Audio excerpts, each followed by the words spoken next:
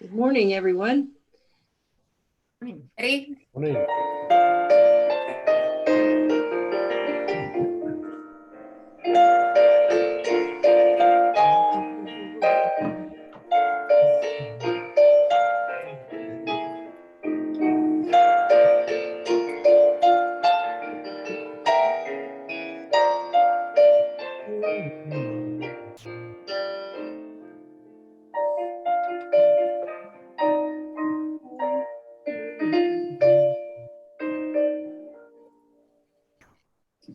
Thanks, Mary.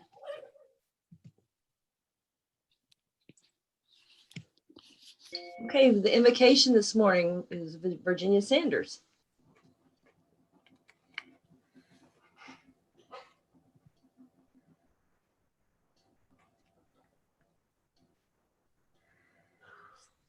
Virginia, are you muted?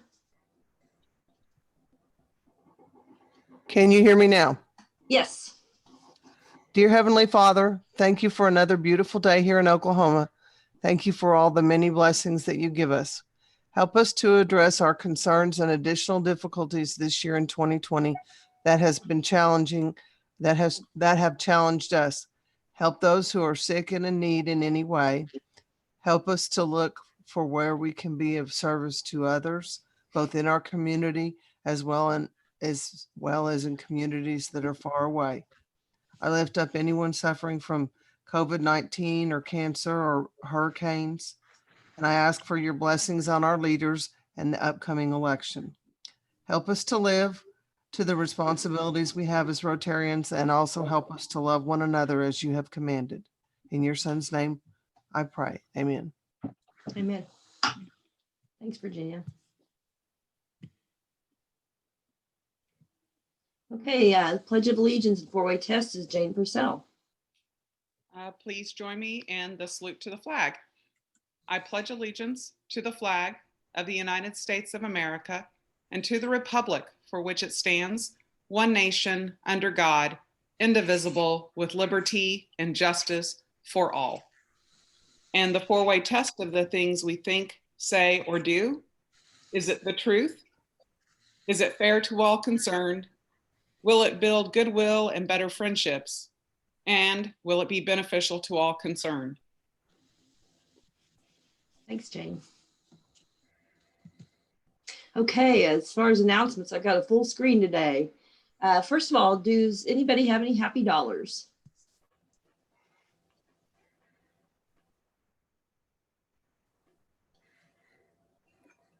Any happy dollars? Well, I do. So my happy dollar is for getting to spend time with my daughter in advance of her birthday, which was yesterday. So it was really nice to be able to travel to Alabama to see her and spend time with her. So Nice, thank you. I have two happy dollars.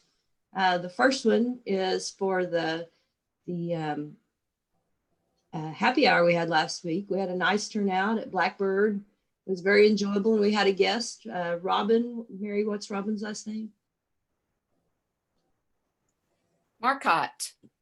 Marcotte. For the okay. veterans like me, her husband, Michael, was the president before I joined in 1996. Nice, nice. Yeah, it was a very enjoyable time. The weather was nice. And my second happy dollar is for those of us who did the crop walk on Sunday. It was chilly, but honestly, we were moving at such a clip. By the end of the walk, I actually removed my gloves and having to lighten up a little bit. So thanks to David Ime for giving us the heads up to bundle up. It really wasn't that bad, but thank you to those that showed up and those that also contributed. So thank you very much. Any other happy dollars? This is Jennifer Beckett. I'll give $5. Well, I'll do 10. I'll do 5 for Lewis Beckett's Arkansas Razorbacks winning. He's very, very happy. And then my other 5 will be for a really great farm girl fair. So I sold out of most of my jam, so I'll be making more anyway, but it was a great day until it got really cold. Great. April Heipel has 5 happy dollars for those who walked in the crop walk. So thank you, April, and thank you again to those people who walked. Donna, I'll give a sad dollar. Okay. Our heart goes out to Linda this morning. She lost her dog over the weekend that she's had for 18 years. And I know she's really grieving. So just want to let her know that we're all thinking about her. Definitely. Thanks, Linda Mary. Holt. This is Katie. I have 5 happy dollars for our very own Cliff, who has sort of taken my coworker Shelby under his wing and is really, really helping her with a significant fellowship project. She's earned a position, a very prestigious fellowship here in Oklahoma City, and part of her research Cliff is really helping her with. And so I am so thankful because that's just a connection that Rotary was able to help me make. And I'm very happy about it. Thank you. Thanks, Cliff. Yeah, thanks, Cliff.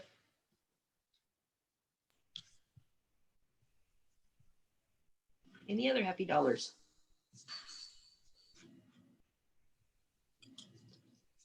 Okay, well, we'll move on. Lunch Buddies is this Wednesday, October 22nd at Fuzzy's Tacos. Is that, Bill, is that at 11 a.m.? Is that correct? Yep, they told me that they are not busy at 11 a.m. They don't get busy till noon. So I plan on getting there about 10:45 to go out on the patio and wait for others to arrive. Okay, great. What's that, Jack? Second is Thursday. Is it Thursday? Yes. Thursday Yes, the 20, Thursday the 23rd. Okay, No, sorry about that. No, Thursday is the 22nd. Oh, okay. Okay. Are we meeting on today's the 20th? Let's see. Yeah, it's Thursday. Oh, that's the tomorrow. 22nd. Okay, so it's tomorrow, right?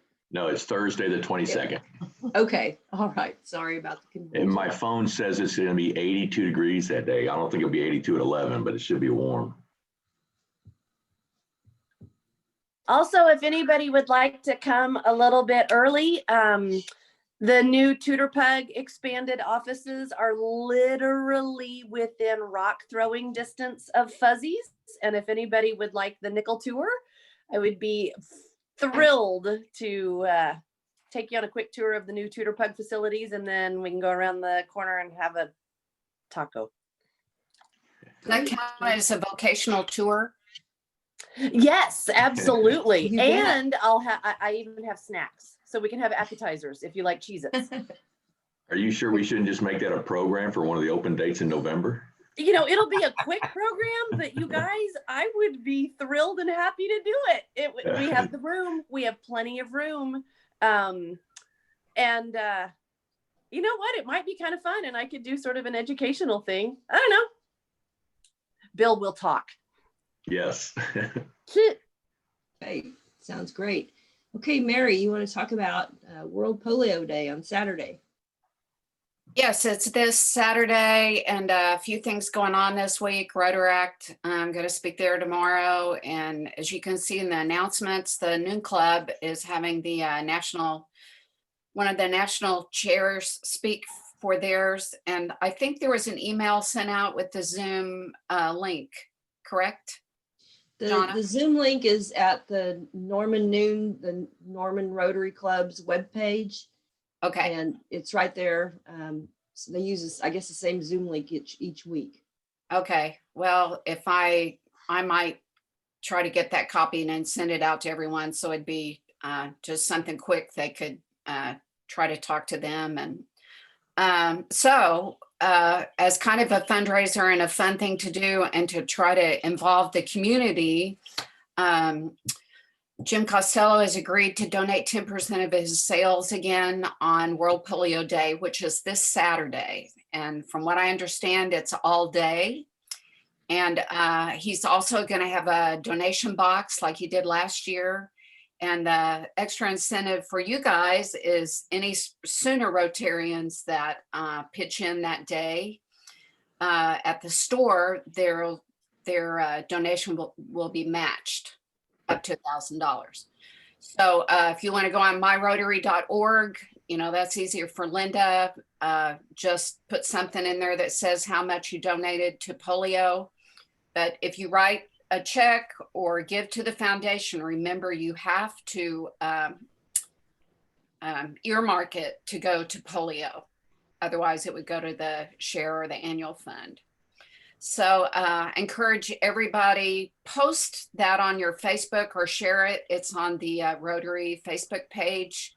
Share that with your friends and family to get sandwiches, to watch the game, and maybe we can make a lot of money. We were like second in fundraising in the district for polio last year. So, that might bump us into first place. We need everybody to do their part. Thanks. Right. Yeah. Like Mary said, on Thursday, the Noon Club is hosting Aziz Mimon. He's the chairman of the National Polio Plus Committee in Pakistan.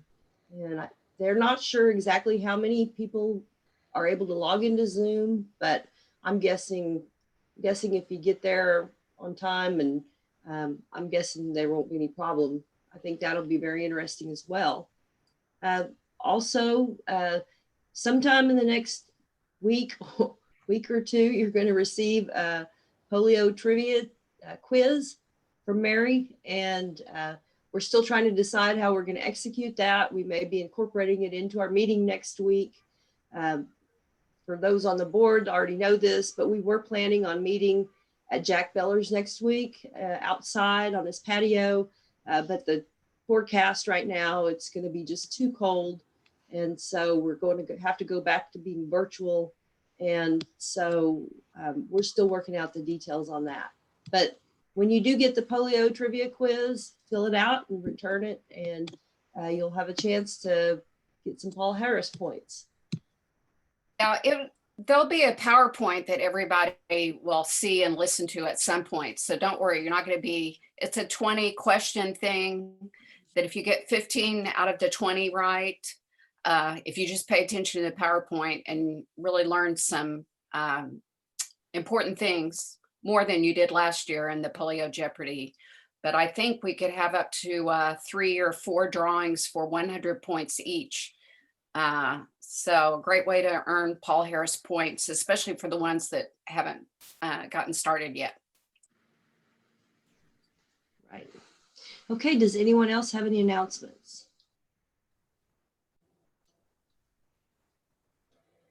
I forgot to welcome Janet. Good morning, Janet. I had to take introduction to guests off the screen because it was too full. Any other announcements? Okay, then we're going to go ahead and move on to our speaker today. Get the screen to advance.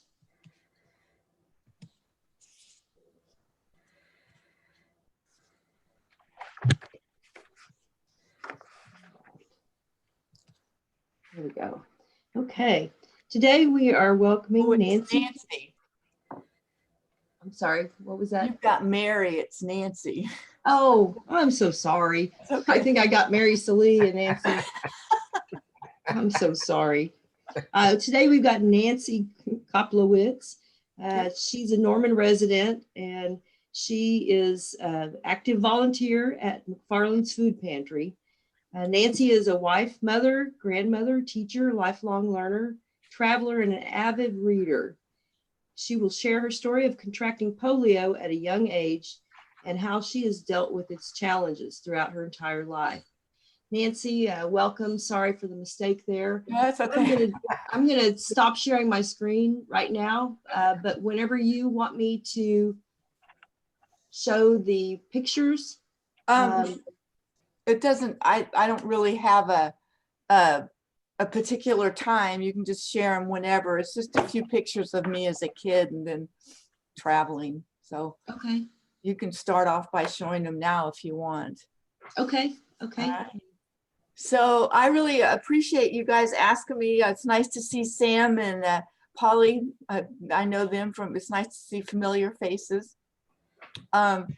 So this is my, Mary has asked me to speak to Rotary for the last couple of years. This is my 6th time to speak to Rotary.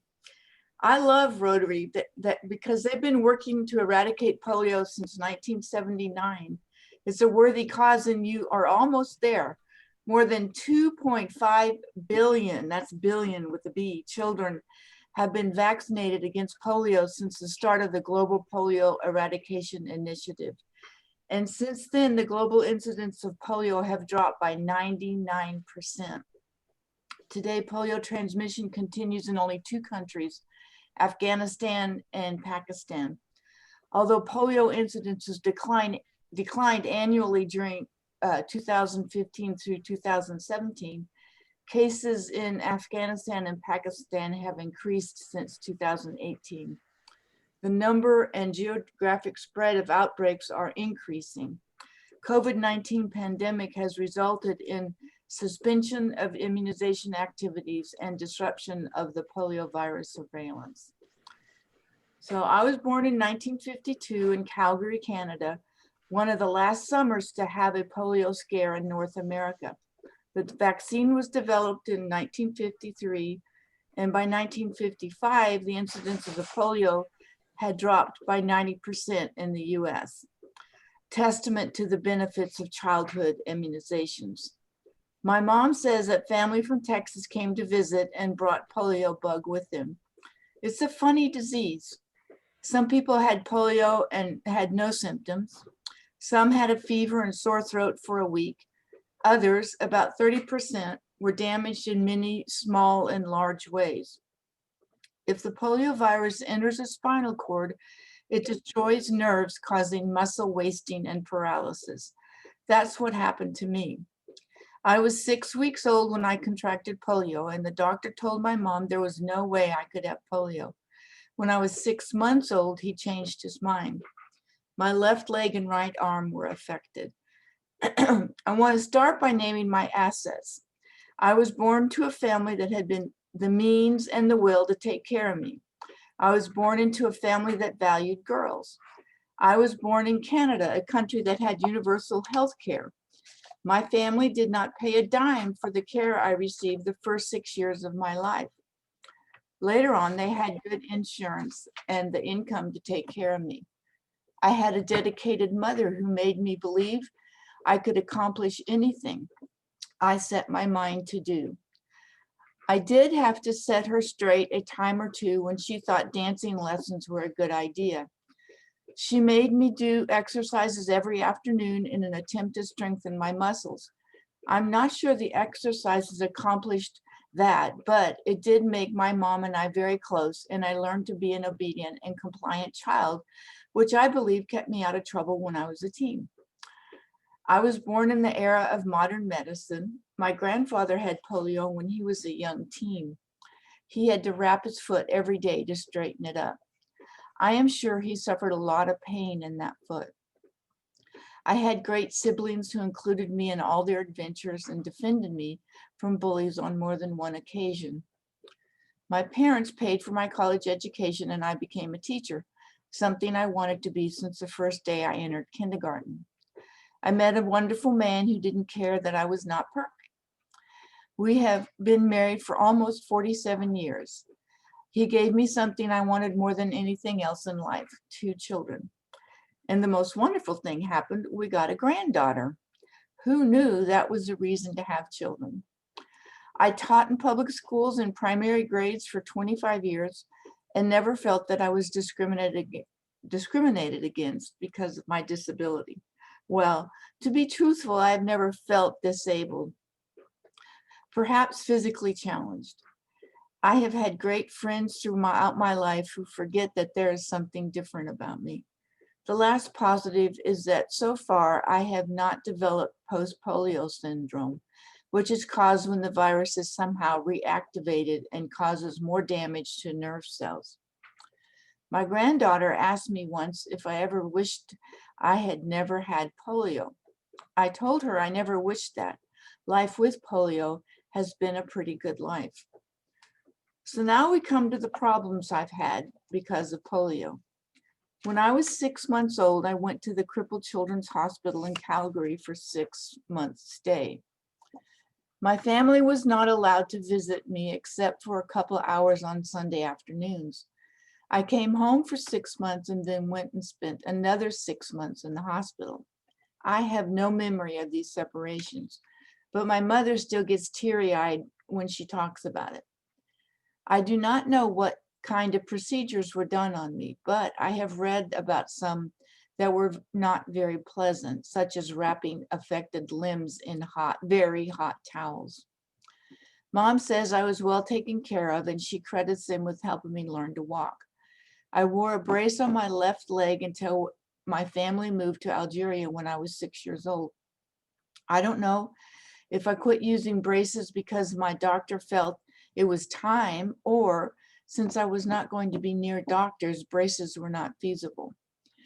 We returned to the States every 2 years, and I would spend part of my summer seeing various doctors. When I was 12 years old, I had my first major orthopedic surgery. They put staples in my right knee to slow the growth in my good leg. My heel cord was stretched in my left leg, and something was done to both my feet. I was in casts for 6 months. Since I needed to see doctors more frequently, I lived with my aunt and uncle in Claremore for a year. My sister was with me, but the rest of the family was in Algeria. I have read about surgeries done on polio victims since I had that surgery. Most of the surgeries were experimental and rarely lived up to their press. To my great disappointment, none of mine was not successful. When I was 15, my parents divorced and my mom and sister and brother came to live in Norman. I got to go to school with boys. But no boys ever asked me out on a date. No prom dates for me. I went to Tulsa University. No college boys asked me out. Fortunately, I met my husband on a blind date my senior year in high school. All my life, I had trouble with balance and have fallen a lot. I spent my childhood with multiple scabs on my knees. I have sprained my left ankle more times than I can count. When I was younger, I could spring up, right back up. Not so easy now. As I have grown older, I have lived with more and more pain. I retired from teaching after I reached the rule of 80 because I was coming home and going to bed because the pain was so bad and exhausting. I have what is called the latter effects of polio. I have arthritis in my back. I have sciatica. I was diagnosed with osteoporosis earlier than most people due to the period of inactivity in my youth and the way I walk. The last bone scan was the worst I've had, and I have to go see a rheumatologist in December. I have had 4 orthopedic surgeries as an adult, all due to complications of polio. I fell and hurt my shoulder and eventually had to have a rotary cuff surgery. I fell while I was hiking in the Canadian Rockies and broke my left knee and eventually had to have a total knee replacement. I've had 2 foot surgeries on my right foot. In the last year, I've gone to 2 6-week physical therapy sessions, one for my ankle and due to all the sprains I had over the years. The last one was due to a flare-up of sciatica.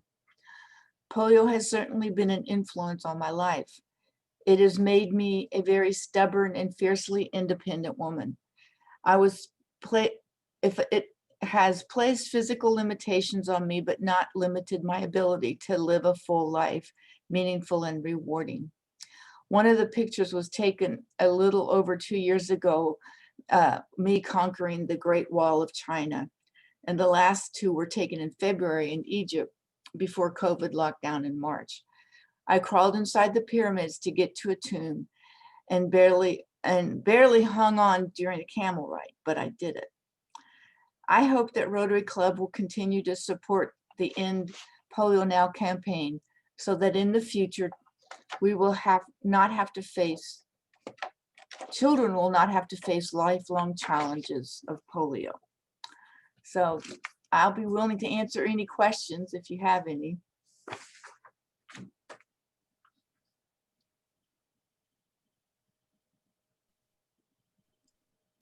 Donna, can we show the pictures of her on the camel? Or Mary, I didn't see the one on the camel. I've got the one on the Great Wall of China. yeah, let's show that one. Nancy, Yeah, this is Charlotte Jones. yes. I'm really enjoying seeing all this, and I had no idea you went through all this. My mother had polio, Oh, and my uncle as well. huh. She was born in 25 and he was born in 35, but they both suffered from polio, and it affected them in various ways like you all of their lives, and with many replacements, and they both died early deaths. So I'm hoping not to do that. I know you're doing really well. You're doing really well. And I'm not sure their deaths were a result, but I always wondered about all Yeah, that. Yeah, it's a nasty disease. yes. I didn't realize it was, what'd you say, 53 when they came along? 54, I think. 54. So I Yeah, was born in 49, and I was just thinking, I wonder how scared my mother was for I me think- being born in 49. yeah. Yeah. I bet if you could talk to her, she'd tell you she was. I'm sure she would. Yeah, we never had that conversation. It's, we think we're all paranoid, but, from what I read about polio, of not letting your kids go to the swimming pool, for a time, they weren't really sure how it spread. And they just wouldn't let their kids go out and play with anyone. I can't imagine how hard that would be on a childhood. So this is My a naive uncle- question. How is it spread? It's a virus, the way viruses spread, as far as I know. Okay. I think it's a fecal matter and, that kind of thing. Yeah. Mhm. Good morning. Yeah, you'll learn that in the PowerPoint, but it is kind of hard to talk about. Luckily, we're not eating breakfast, but There- it's mostly well- contaminated water and food. And what's interesting is that polio became worse as people got cleaner, because as children were playing in the dirt and and it was not so clean, they would get exposed to it, be immunized against it just by eating dirt and being dirty, and then as we became obsessed with being clean, our children didn't get that natural immunization, so to speak, and it spread faster. So That's really been proven too, because they really try to immunize children under 5, but there's really a greater risk as you get older and you haven't been immunized. And, they say there weren't many cases before the 20th century. So since sanitation and everything got better, everyone's natural immunity kind of went out the window. And it's kind of odd to think that, but for us to try to get cleaner since the start of the 20th century, it's kind of done us in. So for someone who doesn't have access to the medical care, that sort of thing, so the people in the Pakistan or the remote countries, if a child contracts polio, what will their life probably look like well, compared to? polio's, like I said, is a funny disease. When it gets in your spinal cord, I mean, most of the kids who would contract it would be, they'd have a cold, like symptoms, and then they'd go on and they'd be fine. But 30% of them become, they have muscle damage in leg. It just depends on, it could be a finger, it could be both legs, it could be. But if you don't have medical care, I've seen pictures of, your part of the surgeries I had straightened things up and made things where they could work, and they just end up being, I'm sure polio weakens them. They end up being a pariah to their family because they can't make a living, because they can't walk, or they can't. It just really depends on how they're affected. Mhm. Jonna, Jack Feller, let me give you a little bit of my experience with polio. My first was, I can remember at the age of about 4 or 5, having to wait outside the hospital in Ada, where my cousin, who is 6 months older than I, was in there. And I didn't know why I had to wait outside. Later, I found out that he had polio. And he was one of the lucky ones. He ended up with having only a little bit of minor weakness in his left calf. Then when I started my orthopedic residency, what's now Children's Memorial Hospital was called Crippled Children's Hospital. And we were still, as a resident, doing some of the surgeries to try to overcome some of the deficits caused by polio.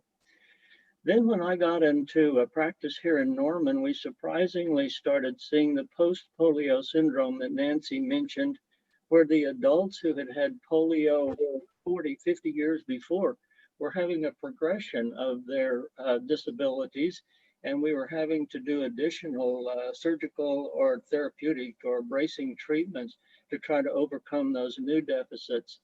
So I have had an experience with this for many, many, many years at several different levels.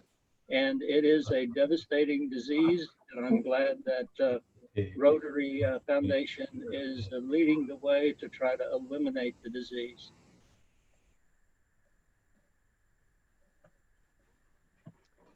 Nancy, I am just so glad to think about you being an educator and stuff like that and overcoming and doing that. Did you find it more difficult to teach the younger children? Were they more accepting? You know, are they like most kids? Oh, that's Mrs. Koplowitz. Yeah, yeah. So, you know, like most kids, they would ask you about it and you just have to kind of develop a story, you know, oh, I had a, you know, I got sick and it made my leg, you know, and a lot of times they would walk behind me and walk the way I walk, you know, and it's, they were just trying it out, you know, it looked like a different way of doing it, you know. So and I think, you know, my attitude was always not to take umbrage against that, you know, just to like, oh, I see you noticed that I walk differently. But, you know, like everybody, like Polly, you know, you've known me a long time, and that would probably not be the first thing that you would talk. When somebody said, do you know Nancy Koplowitz? You wouldn't say, oh, she limps, you know. That's not the first thing you notice anymore. It is the first thing somebody notices when I meet them. But after you meet me and like, you know, like the children in my classroom, it quit being an issue because they didn't notice it anymore. well, to be quite honest, that you're just Nancy. Yeah. But the thing is, I didn't even know that you had polio until just a couple years or so ago. Yeah. I mean, it just the first time I heard it, I went, really? I didn't, you know, and but that is also a compliment to you and your family and how, you know, you just go on. Yeah. And someone once told me that the more normal you treat someone, the more normal they will be. Yeah. And you know what I'm talking about. Yeah, I do.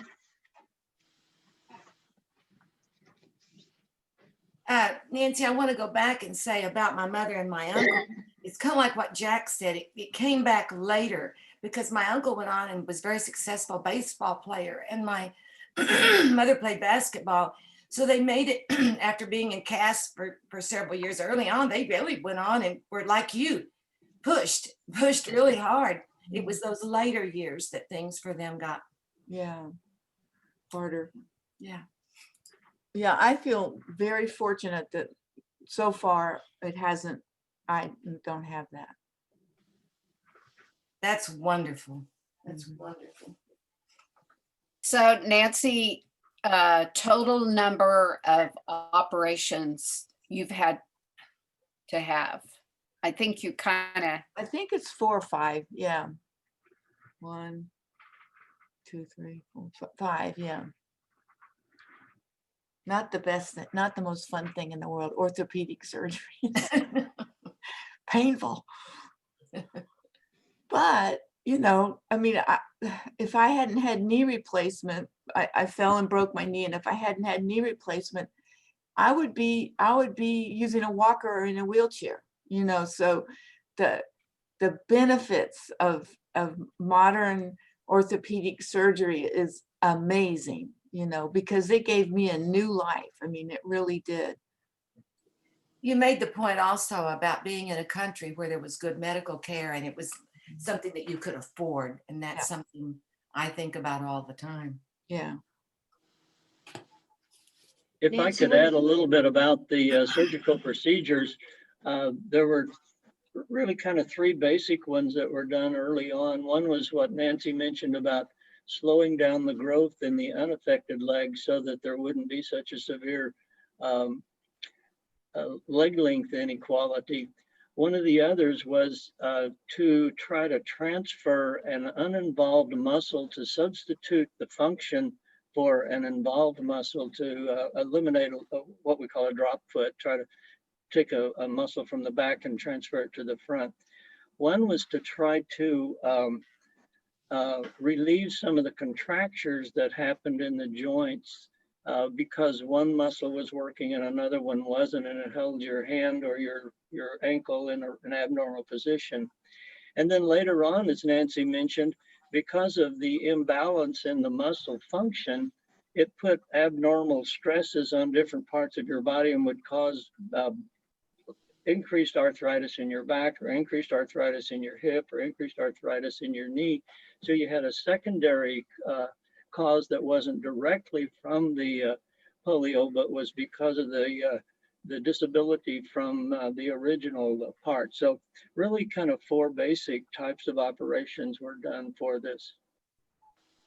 And I think that's what we're done with my feet, was an exchange of muscles. You know, didn't really understand it, but you mentioned floppy foot. I mean, that's why I fall. I get tired and that foot becomes floppy, and it causes me to fall. Nancy, when you broke your knee in the Canadian Rockies, did you fall a lot? You know, was it a big fall? Did you just fall and hit a rock? What happened was, as many of you know, probably the Rockies are very gravelly. You know, you're walking on and I slipped on some gravel and extended my leg behind me and broke that knee. But I walked out of there and I didn't go to the doctor for a couple of weeks. And when I finally went to the doctor and I said, I don't know what's wrong with me. And they said, and he came back and he said, it's called broken knee. So it's like, oh, okay. That was my follow-up question, was how did you get I out? just did it. Walk yourself out. Oh my goodness. It comes with being stubborn.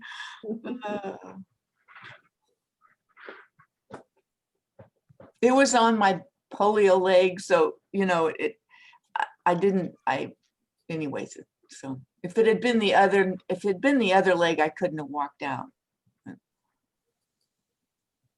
Why did the fact that it was your polio leg? Because that leg's not, I don't depend on it as much. I can get up because the left leg, as long as the right leg is not hurting or I can use it to get up and anyways, it just, if the right leg gets hurt, I can't walk.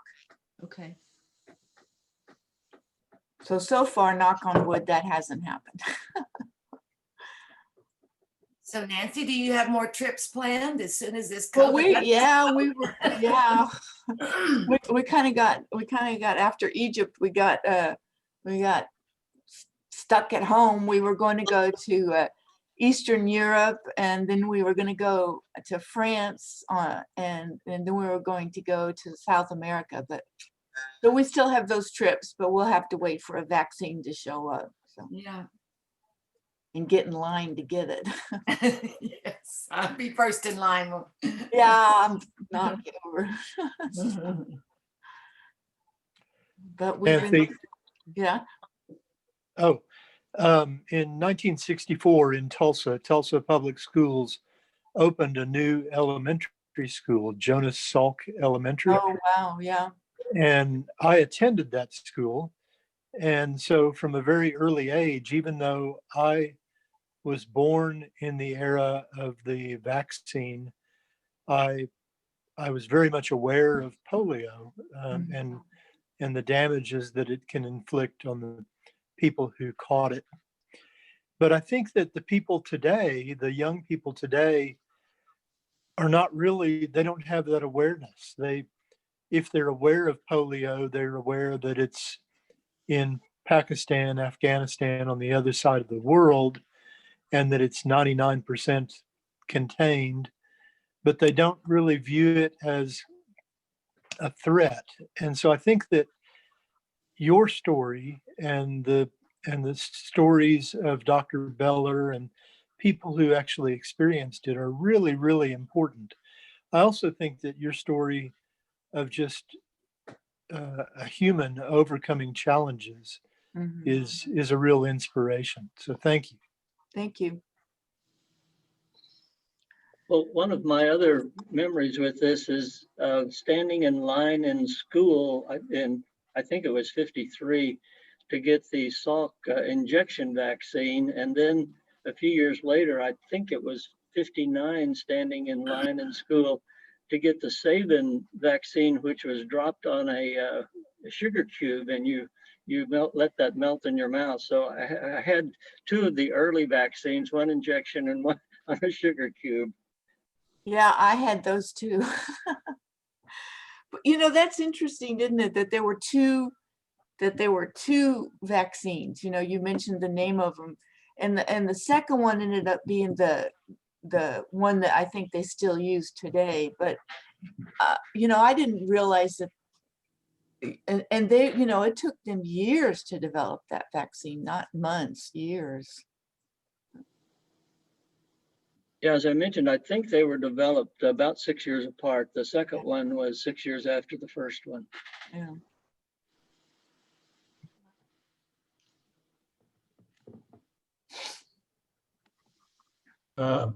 Nancy, I grew up in Virginia, and as a kid, we had a theater called the Paramount Theater. It was a big deal on Sunday because they'd have music. But one of the things they had when you went in the theater was something called an iron lung. And when, as a kid, you go in and look at this big machine. I never fully understood it, but I know it was very intimidating. Think that one day I might be in that iron lung. Did that ever, you recall that?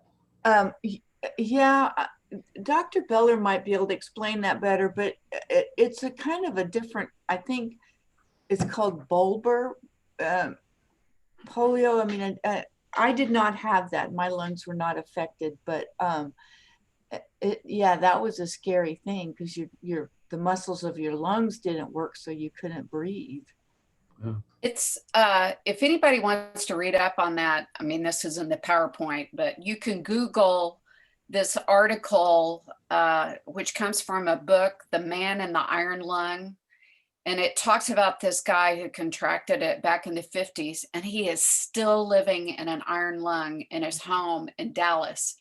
And the nurses come in to care for him. And it just talks about how he learned how to breathe on his own for just 5 or 10 minutes so he could get out of this thing. And it is a nightmare. I mean, you can't even fathom what this would be like.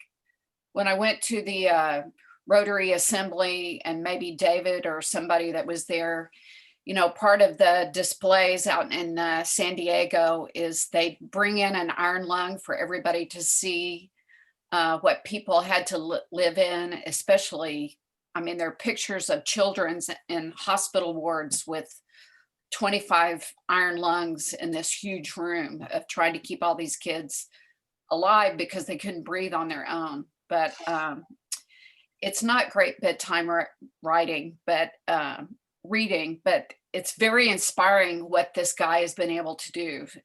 It came from The Guardian, if anybody wants to Google it. And it's about, I don't know, 10 pages. But it has pictures and stuff of the man and his head sticking out in this contraption. Now, the basis of that is if you will, right now, if you'll take a deep breath, there are actually two things happening. One is that your diaphragm is moving into your abdominal cavity, and the other is that the muscles between your ribs are spreading your ribs apart, and that creates a relative vacuum within your lungs. And if those muscles are affected, the problem is you can't breathe in. So what the iron lung does is creates an artificial vacuum around your body so that the air will come in, and then it stops that vacuum, and the natural function of the muscles is then to relax, and it exhales for you. So the problem is the muscles were involved that would create the vacuum in your thoracic cavity and get the air into your lungs. Wow. Do they still have iron lungs today? They do. The article says there are a couple of people still living in them. So, but they don't have, since they're not making them anymore, they don't have the means of maintaining them. But you need to read that article. I mean, it's quite something. The man in the iron lung. The man in the iron lung. When I was growing up, the neighbor near our home, the mother of the girl my age had polio and had an iron lung, because I remember, playing around in her home, where that was. For some reason, I don't believe she was in it all the time, or maybe she just became worse at times and had to use it, because I remember her in a wheelchair sometimes. So.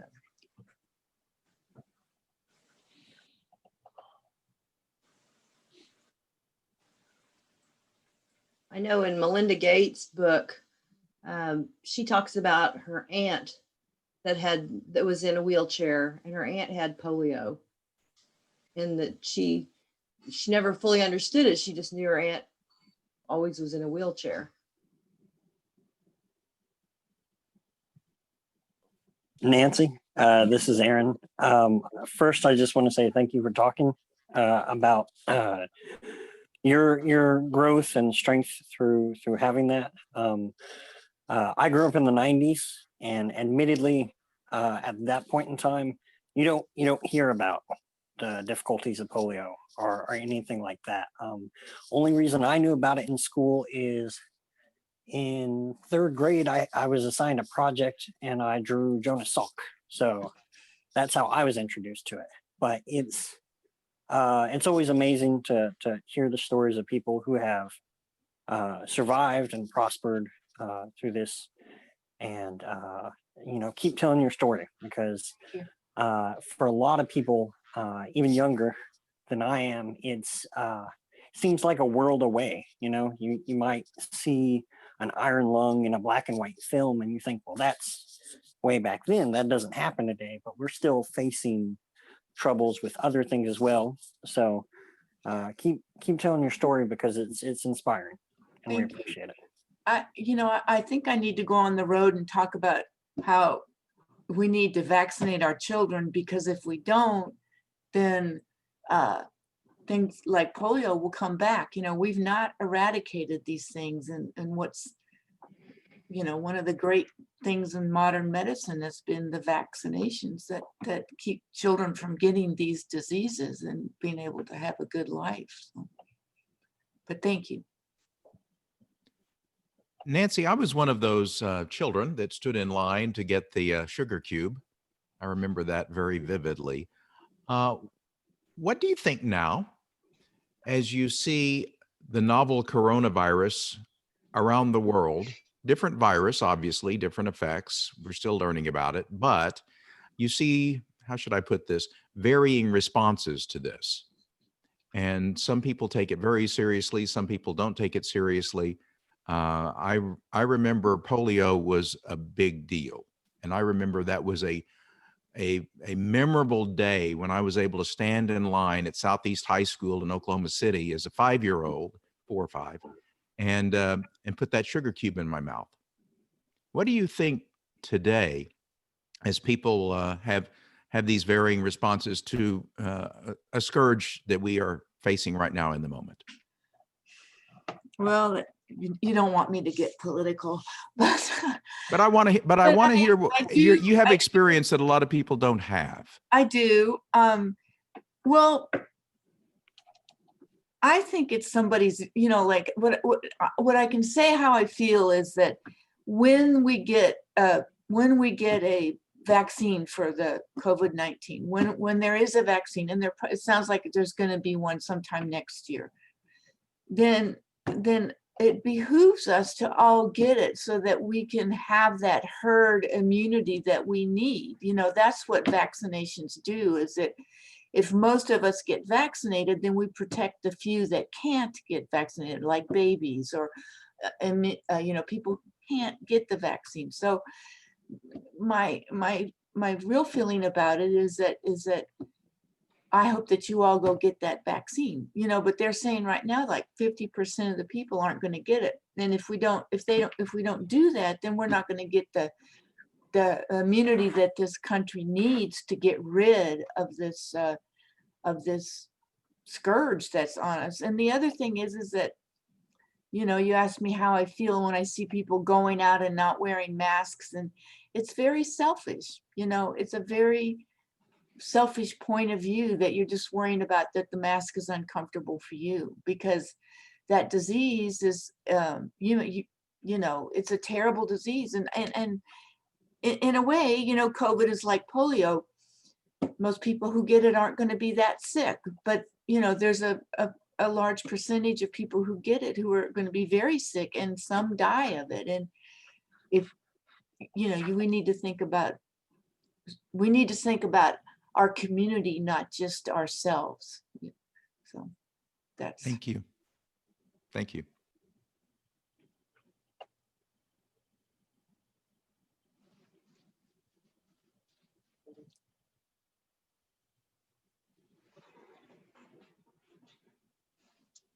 Well, I must say, I spoke to the college group a couple of weeks ago. Mary had me speak to them, and I didn't get hardly any questions, so I appreciate all your questions. I think, I think somebody was saying it's context. I think many of you have know somebody that had polio or a relative, and most of the college students, they have no memory of it, no understanding of it. Nancy, thank you for speaking to us today. And Thank you. You're an inspiration to us. You're an inspiration to the people who don't, haven't suffered from polio. The things, it's like, if she can do it, we can certainly do it. So, yeah. Well, you don't want to do it, but. But we thank you for your time. Thank you. I appreciate it. Thank you. Thank you, Nancy, so much for coming. All right. I think I'll Thank you, leave Nancy. you to your meeting. Bye. Okay, Rotarians, hopefully we will see you tomorrow at Fuzzy's, correct? Thursday. Okay. Thursday at Fuzzy's at 11 o'clock. I may eat tacos for 2 days in a row. So, but everyone have a great week and go out and open the opportunities.